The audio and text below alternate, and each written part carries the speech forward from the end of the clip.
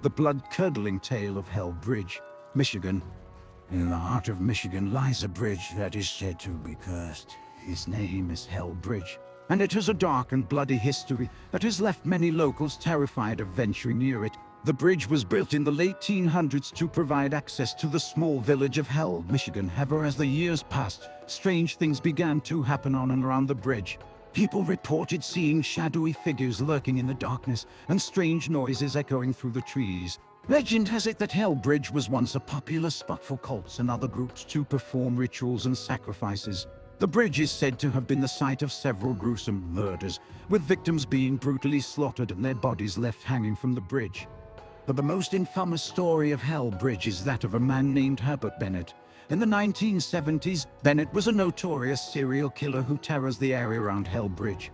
He was known for luring young women to the bridge under the guise of a romantic rendezvous, before brutally murdering them and leaving their bodies to rot. Bennett was eventually caught and executed, but his spirit is said to haunt the bridge to this day. Locals report seeing his ghostly figure on the bridge at night, and hearing his maniacal laughter echoing through the trees. But Bennett's ghost is not the only one said to haunt Hell Bridge. The spirits of his victims are also said to linger, their tortured souls unable to find peace. Some claim to have seen the ghostly apparitions of young women hanging from the bridge, their bodies swaying in the wind. In recent years, there have been reports of strange occurrences near Hell Bridge. People have reported hearing disembodied voices and footsteps, and seeing unexplained lights in the area. Others have reported feeling an overwhelming sense of dread and fear when near the bridge. In 2016, a group of teenagers decided to explore the area around Hell Bridge. They were intrigued by the legends surrounding the bridge and wanted to see if there was any truth to the stories. They parked their car and began walking towards the bridge. But as they got closer, they heard strange noises and saw eerie figures moving in the shadows.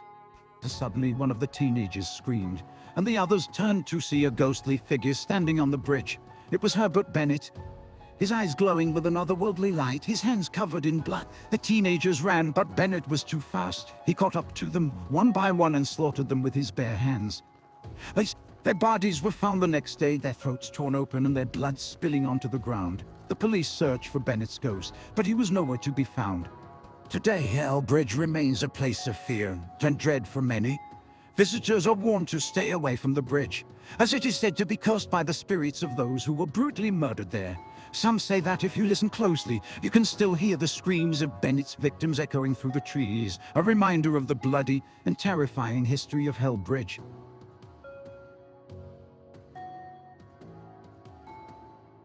The bloody legend of the Maryland Goat Man. The legend of the Maryland Goat Man has been passed down for generations. It is said that he was once a scientist who experimented with the DNA of goats, trying to create a hybrid creature that would be stronger and more resilient than both goats and humans. However, his experiments went horribly wrong, and he transformed into a grotesque half-man, half-goat monster. As the years passed, the Goat Man's appearance became more and more twisted and demonic. His horns grew longer and his eyes turned red. He became a creature of the night, stalking the countryside and preying on anyone who crossed his path.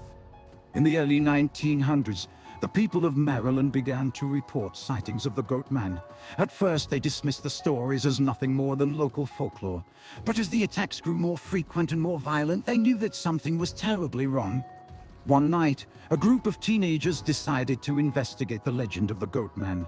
They drove to the area where he was said to roam and began exploring the woods. At first, they found nothing, but as they ventured deeper into the forest, they began to hear strange noises and see shadows moving in the trees.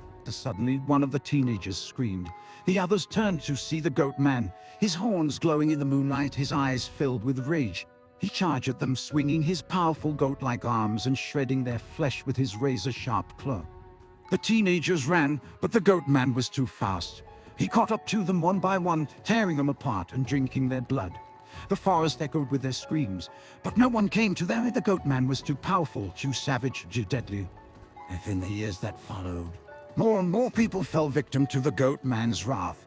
He would attack farmers in their fields, hikers on the trails, and even families in their homes. His reign of terror seemed unstoppable, and many feared that the Goat Man would never be caught. But then in the early 1950s, a group of hunters finally tracked down the Goat Man. They cornered him in a cave, and after a fierce battle, they managed to kill him. His body was never found, but the legend of the Maryland Goat Man lives on. Today, some say that the Goat Man still roams the Maryland countryside, his demonic spirit haunting the woods and seeking revenge on those who dare to cross his path. And every so often there are reports of a half-man, half-goat creature attacking unsuspecting victims, leaving a trail of blood and destruction in its wake. The legend of the Maryland Goat Man is a chilling reminder that sometimes the darkest nightmares are all too real, and that the things that go bump in the night may not be as imaginary as we'd like to believe.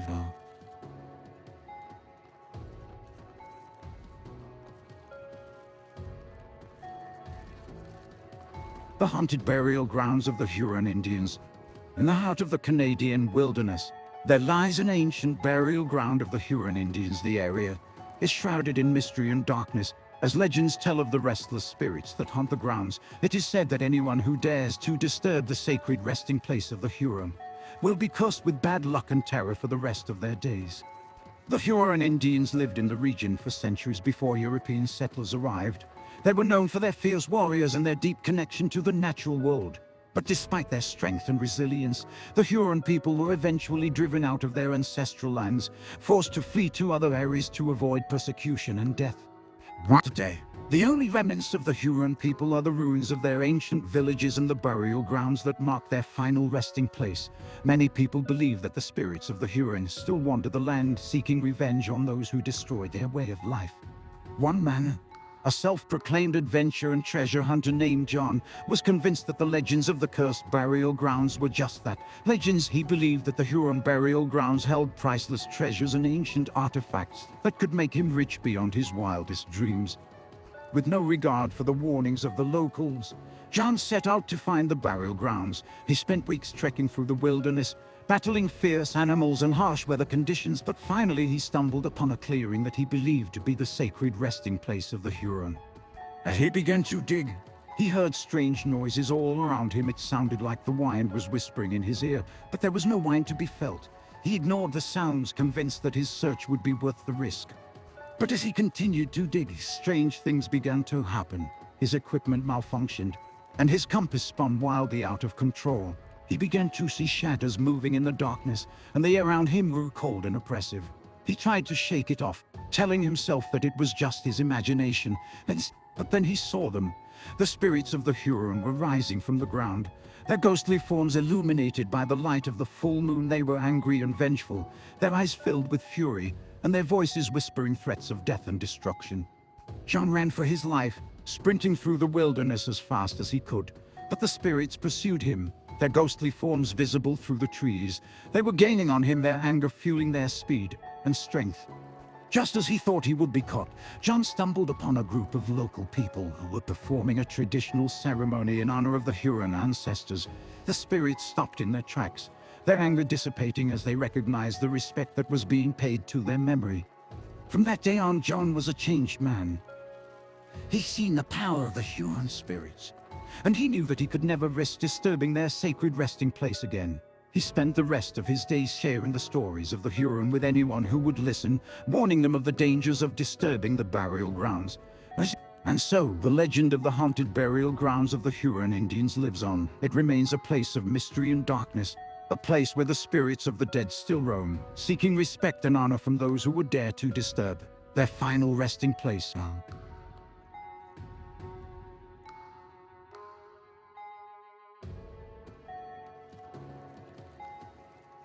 The haunted school. It was the first day of the new school year, and the students of Westmoreland High School were excited to start a new chapter in their academic lives. Little did they know, however, that they were about to experience something far more sinister than any of them could have ever imagined. The school was an old, imposing building that had been standing for over a century. It had a dark and mysterious aura that seemed to loom over the students like a menacing cloud. The halls were long and narrow, and the classrooms were cramped and stuffy, but the students were used to the dreary surroundings, and they had grown accustomed to the creaky floorboards and the eerie silence that often filled the air. However, as the weeks went by, strange things began to happen. It started with small things, like books falling off shelves and doors closing on their own, but soon it escalated to more serious incidents, such as lockers opening and slamming shut, and lights flickering on and off. The students began to whisper about the ghost that haunted the school. They said that it was the spirit of a former student who had died tragically in a car accident years ago. They claimed that the ghost was angry and vengeful, and that it was wreaking havoc on the school in an attempt to scare the students and faculty. At first, the teachers dismissed the students' claims as mere superstition, but as the incidents continued to escalate, they too began to feel the presence of something otherworldly. Doors would slam shut in front of them, and they would hear strange whispers in the empty hallways. One night, a group of students decided to stay late and explore the school. They had heard rumors that the ghost only appeared at night, and they were determined to catch a glimpse of it. Armed with flashlights and their courage, they crept through the darkened halls, their footsteps echoing through the empty corridors. As they rounded a corner, they saw something that made their blood run cold. A figure was standing at the end of the hallway, its back turned to them. It was wearing a tattered uniform and had long, unkempt hair that hung down its back. The students froze in terror, unsure of what to do. Suddenly, the figure turned around, revealing a face that was contorted in anger and hatred. Its eyes glowed with an otherworldly light, and its mouth opened to emit a blood-curdling scream. The students screamed and ran in the opposite direction, their hearts pounding with fear. From that night on, the students and faculty of Westmoreland High School never spoke of the ghost again. They knew that it was real, and that it would continue to haunt the school for years to come. And so they went about their days, always with a sense of unease and dread, knowing that they were never truly alone in the halls of the haunted school.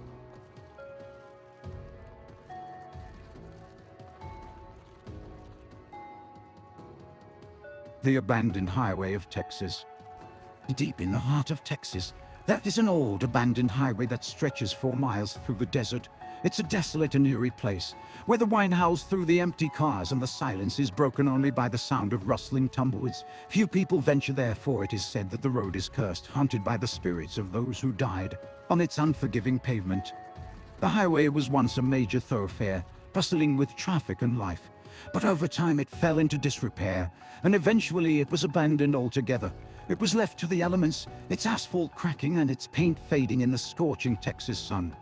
But it wasn't just the harsh climate that claimed the lives of those who traveled on the road. There were accidents, many of them fatal, as drivers lost control of their vehicles on the treacherous curves and bends. The highway became known as a death trap, a place to be avoided at all costs. As the years passed, the stories of the road's curse grew more elaborate. Some said that the spirits of the dead still haunted the road, their restless souls unable to move on. Others claimed that the road was cursed by a vengeful Native American spirit, angry at the desecration of the land. Still others said that the road was haunted by the ghosts of those who had died in the area's many oil fields, seeking revenge on the living for their untimely demise. Despite the stories, a few brave souls still ventured onto the abandoned highway. They were thrill-seekers and adventurers looking for a taste of danger and excitement, but many of them never returned, their vehicles found abandoned on the side of the road. The fate of their occupants a mystery. One such adventurer was a man named Jack, a young and reckless driver who had heard the stories of the cursed highway and was determined to see it for himself. He set out in his beat-up pickup truck, his headlights piercing the darkness of the desert night. As he drove, the road seemed to stretch on forever, the empty cars and abandoned buildings looming like specters in the moonlight. Jack felt a sense of unease creeping over him, a feeling that he was not alone on the road. He tried to shake it off, telling himself that it was just his imagination. But then he saw something that made his blood run cold. A figure was standing in the middle of the road, its back to him. It was tall, thin, with long arms and legs that seemed to stretch on forever. Jack slowed down, unsure of what to do. He honked his horn, hoping to startle the figure into moving, but it didn't budge. As Jack drew closer, he saw that the figure was not human at all. Its body was elongated and twisted, like a grotesque mockery of a person, and its face was the most horrifying thing Jack had ever seen. It was twisted into a snarling, angry expression, its eyes glowing with an otherworldly light. Jack slammed on his brakes, skidding to a halt just a few feet from the creature. It turned to face him, its mouth opening to emit a terrifying scream. Jack screamed in terror and threw his truck into reverse, backing away as fast as he could. He made it back to civilization, but he was never the same again. He spent the rest of his days haunted by the memory of the creature on the abandoned highway, its twisted form etched into his mind forever.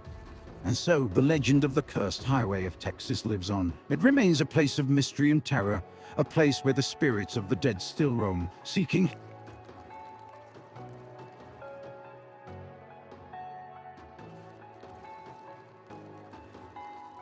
The legend of Rabbit Bridge, Virginia.